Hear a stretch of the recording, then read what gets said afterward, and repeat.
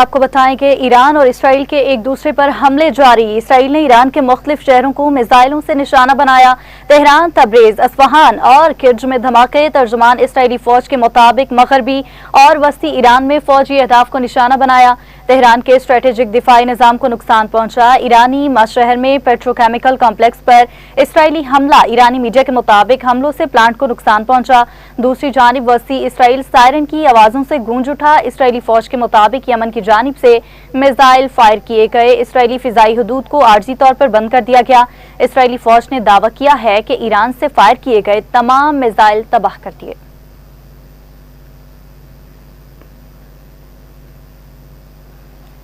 پاسداران انقلاب کا اسرائیل کے خلاف آپریشن نصر کا آغاز۔ بیلسٹک میزائلوں کی بارش کر دی۔ ترجمان پاسداران انقلاب کے مطابق اسرائیل کے اسٹریٹجک فضائی اڈے نیویتم اوتل نوف کو نشانہ بنایا گیا۔ اسرائیلی شہر حیفا میں توانائی تنصیبات پر حملہ کیا گیا۔ کارروائی اسرائیل کے میزائل حملے کے جواب میں کی گئی۔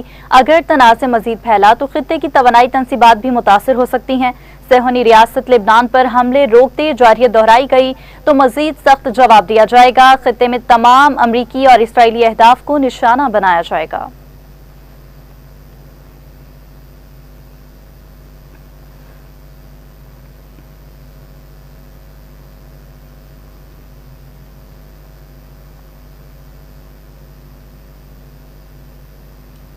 ایران نے جنگ بندی کی حالیہ خلاف ورزیوں کا ذمہ دار امریکہ کو ٹھہرا دیا۔ ترجمان ایرانی وزارت خارجہ اسماعیل بقائی نے نیوز کانفرنس سے خطاب کرتے ہوئے کہا کہ حالیہ جنگ بندی کی خلاف ورزیوں کا امریکہ براہ راست ذمہ دار ہے۔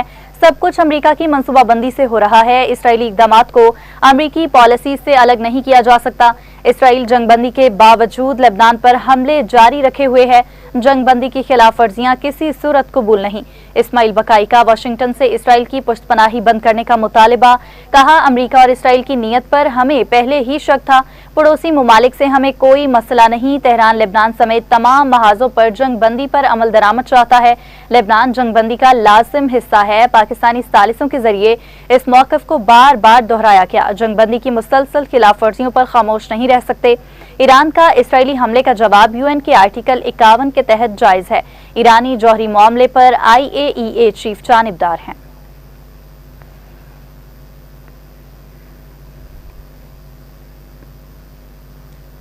امریکی صدر کا ایران اور اسرائیل سے حملے روکنے کا مطالبہ۔ ٹرمپ کا ٹروتھ سوشل پر بیان۔ کہا ایران اور اسرائیل فوری طور پر حملے روکیں۔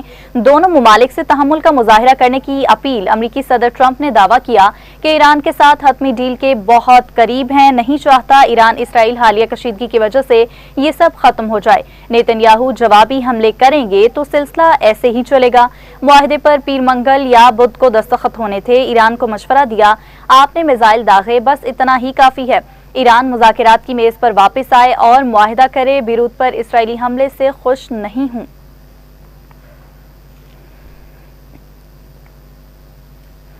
خبروں کی تفصیلات کو آگے بڑھاتے ہوئے بات کریں گے الیکشن کے حوالے سے۔ گلگت بلتستان الیکشن میں تیر چل گیا۔ انتخابات میں پیپلز پارٹی نے میدان مار لیا۔ 24 میں سے 19 حلقوں کے نتائج آ گئے۔ پیپلز پارٹی سب سے زیادہ 9 نشستوں پر کامیاب، جبکہ مسلم لیگ نون نے 3، آزاد امیدواروں نے 5 اور MWM نے 1 سیٹ پر فتح حاصل کی۔ پیپلز پارٹی سے امجد حسین، آفتاب حیدر، علی اختر اور ذوالفقار مرزا کامیاب۔ توقیر مہدی، ناصر علی، اقبال حسن، عمران ندیم اور سید جلال شاہ نے بھی پیپلز پارٹی کے ٹکٹ پر میدان مار لیا۔ نون لیگ کے ملک کفایت الرحمان، عبدالجہان اور ابراہیم تنائی فاتح قرار پائے۔ آزاد امیدوار نیک نام، امام مالک، امان علی، انور علی اور اسد شفیق نے اپنی سیٹوں پر کامیابی سمیٹی۔ MWM کے محمد کاظم نے بھی اپنی سیٹ جیت لی۔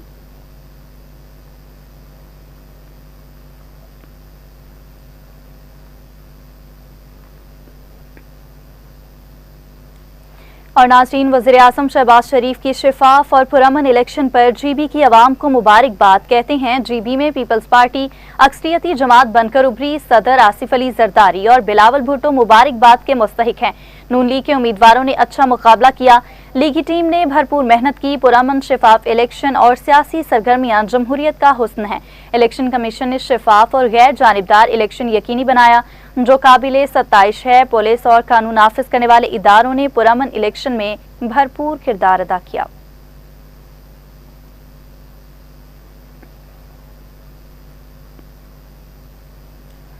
اور ادھر چیئرمین پی ٹی آئی نے جی بی کے نتائج مسترد کر دیے۔ بیرسٹر گوہر کہتے ہیں ووٹ میں ہیرا پھیری جمہوریت کے خلاف سازش ہے، ہمارے نمائندوں کو پولنگ سٹیشنز میں داخلے سے روکا گیا، ہمیں 8 نشستوں پر دھاندلی سے ہرایا گیا، جعلی مینڈیٹ کی بھرپور مذمت کرتے ہیں، آپ کو اپڈیٹ کریں۔ بیرسٹر گوہر کی جانب سے یہ کہا گیا ہے کہ ووٹ میں ہیرا پھیری جمہوریت کے خلاف سازش ہے۔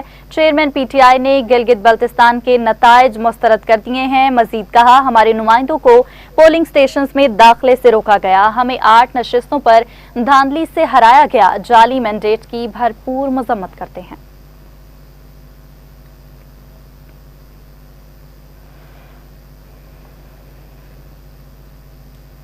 اور چیئرمین پی پی بلاول بھٹو زرداری کہتے ہیں کہ جی بی میں تیروں کی بارش ہو رہی ہے۔ Chairman Peoples Party Bilawal Bhutto نے ٹویٹ کرتے ہوئے کہا کہ جیالوں کو جیت پر مبارکباد دیتا ہوں۔ انہوں نے کہا کہ جی بی میں پیپلز پارٹی واحد بڑی جماعت بن کر ابھر رہی ہے۔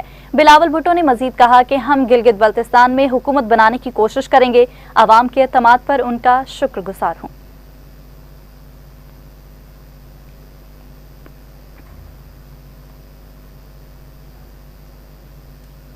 اہم اپڈیٹ، وزیراعظم شہباز شریف سے chairman Peoples Party Bilawal Bhutto Zardari کی ملاقات۔ سرائے کے مطابق ملاقات میں آزاد کشمیر کی صورتحال پر تبادلہ خیال کیا گیا۔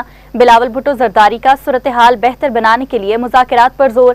چیئرمین پی پی بلاول بھٹو زرداری نے وزیراعظم شہباز شریف کو آزاد کشمیر کی صورتحال پر پارٹی موقف سے آگاہ کیا۔ بلاول بھٹو نے ملاقات کے دوران وزیراعظم کو آزاد کشمیر پارلیمانی پارٹی کی تجاویز سے بھی آگاہ کیا۔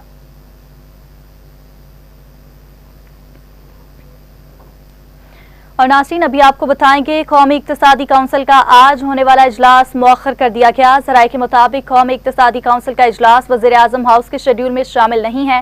قومی اقتصادی کونسل کا اجلاس اب کل ہونے کا امکان ہے۔ خیال رہے کہ سالانہ بجٹ برائے 2026 تا 27 جون کی 10 تاریخ کو پیش کیے جانے کا امکان ہے۔ یاد رہیں کہ وزیراعظم شہباز شریف کی زیر صدارت قومی اقتصادی کونسل کا اجلاس آج دوپہر 3 بجے طلب کیا گیا تھا، جس میں چاروں صوبوں کے وزرائے اعلیٰ نے شرکت کرنا تھی۔ اجلاس میں آئندہ مالی سال کا قومی ترقیاتی بجٹ منظوری کے لیے پیش کیا جانا تھا۔ اجلاس کے دوران رواں مالی سال کے ترقیاتی بجٹ کا جائزہ بھی لیا جانا تھا۔ صوبوں کے سالانہ ترقیاتی پلان پر پریزنٹیشن اجلاس کے ایجنڈے کا حصہ تھا۔ قومی اقتصادی کونسل کے اجلاس میں وفاقی اور صوبوں کے ترقیاتی بجٹ منظوری کے لیے پیش کیے جانا تھے اور آئندہ مالی سال کے اہم معاشی اہداف کی بھی منظوری دی جانا تھی۔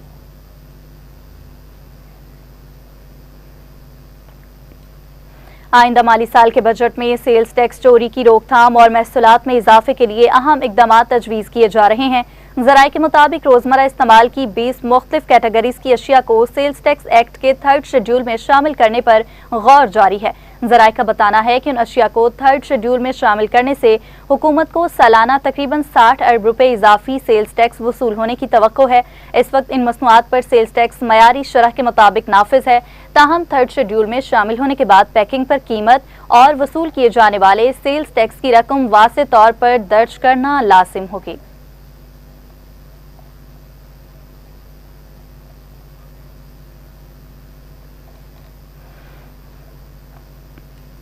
آگے بڑھے اور آپ کو بتائیں فیڈرل بورڈ آف ریونیو نے آئندہ مالی سال 1 اکتوبر سے سوشل میڈیا پر دولت کی نمائش کرنے والے نان فائلرز کے خلاف بڑے پیمانے پر کارروائی کا فیصلہ کر لیا۔ ذرائع کے مطابق ایف بی آر ایسے افراد کی فہرستیں تیار کر رہا ہے جو سوشل میڈیا پر اپنی پرتعش طرز زندگی، مہنگی گاڑیوں، موٹر سائیکلوں، کشتیوں، بنگلوں، فلیٹس اور فارم ہاؤسز کی نمائش تو کرتے ہیں تاہم ٹیکس گوشوارے جمع نہیں کراتے۔ ذرائع کا کہنا ہے کہ سوشل میڈیا پر دولت کی نمائش کرنے والے نان فائلرز کو ٹیکس حکام کی جانب سے نوٹسز جاری کیے جائیں گے اور ان کی آمدن اور اثاثوں کی تفصیلات طلب کی جائیں گی۔ ایف بی آر ذرائع کے مطابق ادارے نے رواں مالی سال کے دوران سوشل میڈیا پر دولت کی نمائش کرنے والے افراد کے بارے میں جامع ڈیٹا اکٹھا کر لیا ہے۔ ان افراد کی شناخت اور معلومات کے حصول کے لیے نادرا نے بھی معاونت فراہم کی ہے۔ ذرائع کے مطابق متعلقہ افراد کے اخراجات، بینکنگ سرگرمیوں، کریڈٹ کارڈز اور اے ٹی ایم کارڈ سے متعلق معلومات بھی حاصل کی جا چکی ہیں، جن کی بنیاد پر ٹیکس قوانین کے تحت کارروائی عمل میں لائی جائے گی۔ ایف پی آر ذرائع کا مزید کہنا ہے کہ سوشل میڈیا پر دولت کی نمائش کرنے والے افراد کے پاس 30 ستمبر تک اپنے ٹیکس گوشوارے جمع کرانے کا موقع موجود ہے، جبکہ اس تاریخ کے بعد نان فائلرز کے خلاف باقاعدہ کارروائی کا آغاز کیا جائے گا۔ ذرائع کے مطابق اس اقدام کا مقصد ٹیکس نیٹ کو وسیع کرنا، غیر دستاویزی معیشت کا حجم کم کرنا اور ٹیکس قوانین پر مؤثر عمل درآمد یقینی بنانا ہے۔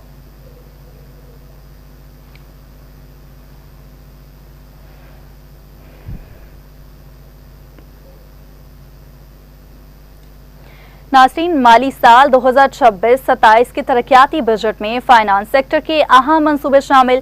فائنانس ڈپارٹمنٹ کی جاری ترقیاتی سکیمز کا مجموعی حجم 9.023 ارب روپے کی تجویز کی گئی۔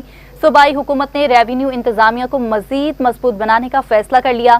زمین کے حصول اور یوٹیلیٹیز کی منتقلی کے لیے خطیر فنڈز مختص کرنے کی تجویز دی گئی۔ ترقیاتی بجٹ میں ادارہ جاتی اور انتظامی استعداد بڑھانے کے منصوبوں کو بھی ترجیح دی گئی ہے۔ آپ کو اپڈیٹ کر رہے ہیں، صوبائی حکومت نے ریونیو انتظامیہ کو مزید مضبوط بنانے کا فیصلہ کر لیا ہے۔ فائنانس ڈپارٹمنٹ کی جاری ترقیاتی سکیموں کا مجموعی حجم 9.023 ارب روپے کی تجویز کی گئی۔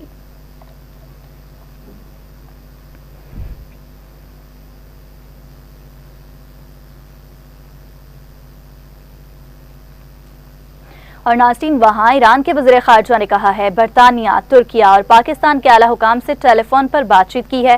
ایرانی وزیر خارجہ عباس عراقچی نے ٹیلی گرام پر جاری بیان میں کہا کہ پاکستان کے فیلڈ مارشل سید عاصم منیر سے بات ہوئی، جنہوں نے امریکہ اور ایران کے درمیان ثالثی کی کوششوں میں اہم کردار ادا کیا ہے۔ انہوں نے برطانیہ اور ترکیہ کے وزراء خارجہ سے بھی فون پر گفتگو کی۔ ایرانی وزیر خارجہ کے مطابق ان رابطوں میں خطے کی موجودہ صورتحال اور بڑھتی ہوئی کشیدگی پر تبادلہ خیال کیا گیا۔ یہ رابطے اس وقت ہوئے جب اسرائیل کی جانب سے لبنان میں جنگ بندی کی بار خلاف ورزیوں کے جواب میں ایران نے کارروائی کی۔ ایران کے وزیر خارجہ نے قطری اور فرانسیسی ہم منصبوں سے الگ الگ ٹیلی فونک رابطہ کیا ہے۔ ایرانی وزارت خارجہ کے مطابق وزیر خارجہ نے گفتگو میں لبنان کے محاذ پر اسرائیل کی جانب سے جنگ بندی کی بار خلاف ورزیوں کے حوالے سے ایران کے موقف پر بات کی۔ اس کے علاوہ انہوں نے خطے کی تازہ ترین صورتحال اور علاقائی پیش رفت پر بھی تبادلہ خیال کیا۔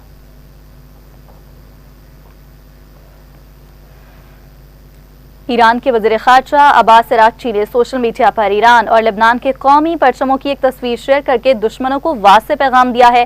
ایرانی وزیر خارجہ کی جانب سے شیئر کی گئی تصویر میں ایران اور لبنان کے پرچم ایک دوسرے کے ساتھ دکھائے گئے ہیں۔ یہ پوسٹ ایسے وقت میں سامنے آئی ہے جب ایران اور اسرائیل کے درمیان کشیدگی میں اضافہ دیکھنے میں آ رہا ہے۔ ایران نے اسرائیل کی جانب میزائل داغنے کی اپنی کارروائی کو بیروت کے جنوبی مضافاتی علاقوں پر ہونے والے مہلک اسرائیلی حملے کا جواب قرار دیا ہے اور خبردار کیا ہے کہ اسرائیل لبنان پر حملے روک دے ورنہ نتائج مزید تباہ کن ہوں گے۔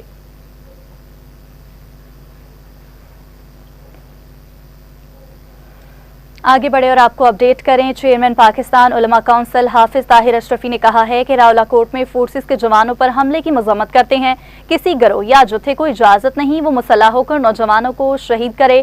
لاہور میں پریس کانفرنس کرتے ہوئے علامہ طاہر اشرفی نے کہا کہ جو پرامن جدوجہد کا دعویٰ کرتے ہیں کل وہی فتنہ الخارج کی حمایت کریں گے۔ قومی امن کمیٹی وزیر اعظم کی ہدایت پر تشکیل دی گئی ہے۔ محرم الحرام کے ایام میں اجتماع کی مکمل آزادی ہے۔ تمام مکاتب فکر کے علماء کرام امت کو جوڑنے کی بات کریں۔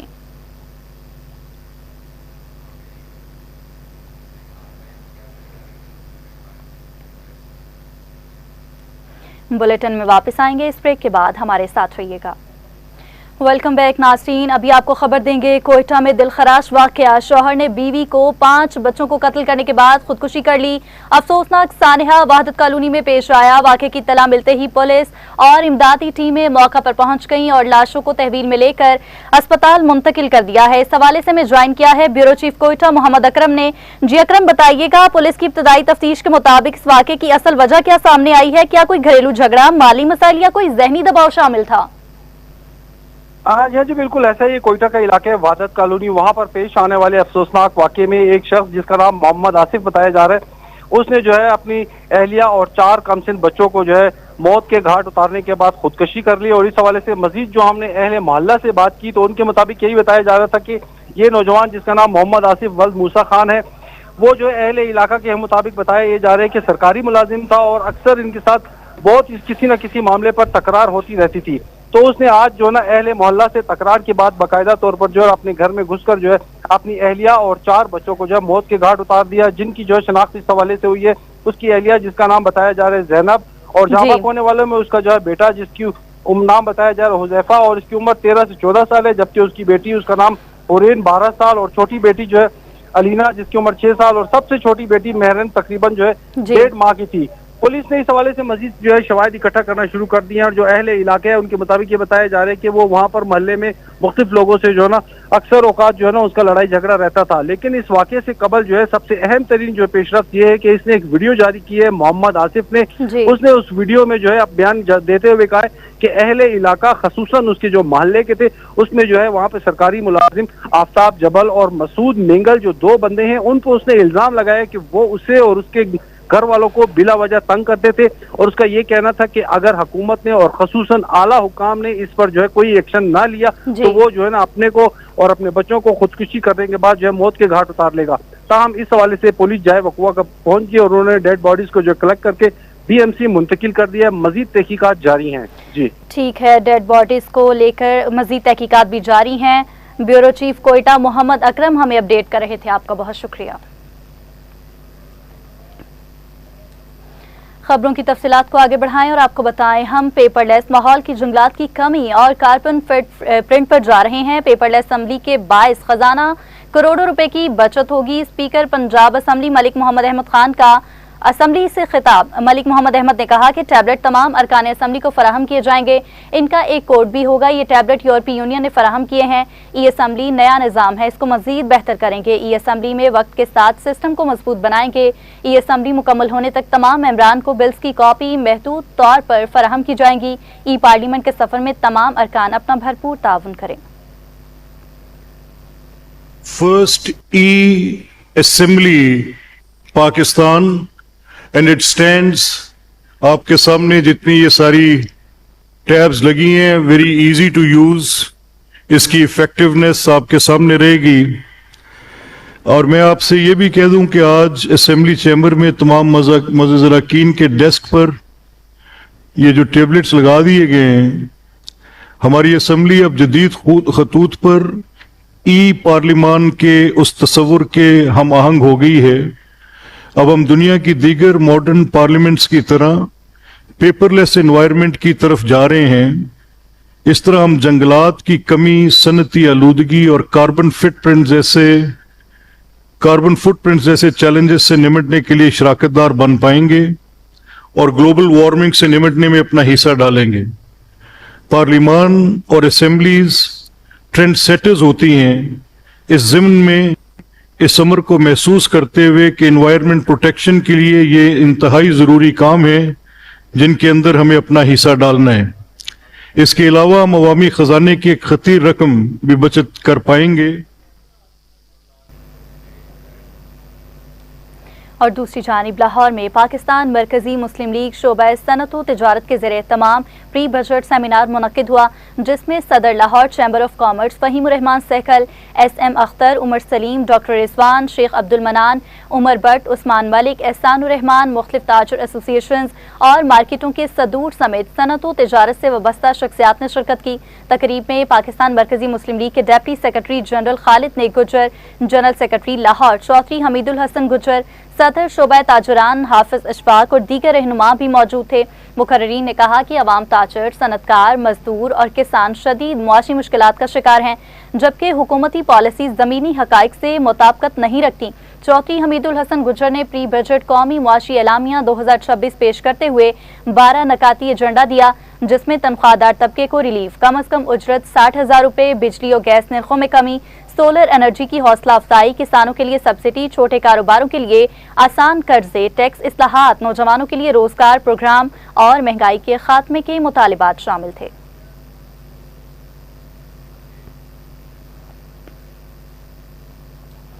वज़ीर तालीम पंजाब राना सिकंदर हयात ने मुल्तान में जिना ऑडिटोरियम बहाउद्दीन ज़िक्रिया यूनिवर्सिटी में foundational literacy and numeracy campus 2026 का बाकायदा इफ्तिताह कर दिया।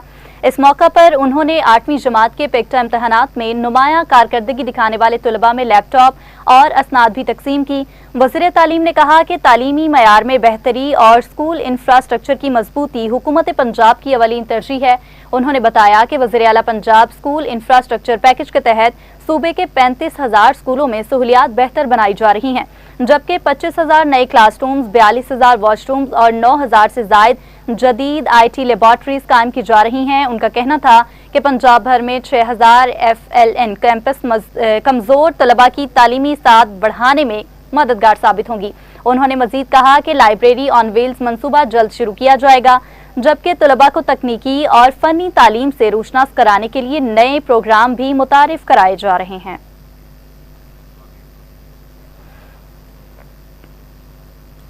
इसी के साथ ही न्यूज़ स्टूडियो से फिल वक्त इतना ही। मजीद अपडेट्स के लिए आप देखते रहिए TV टुडे।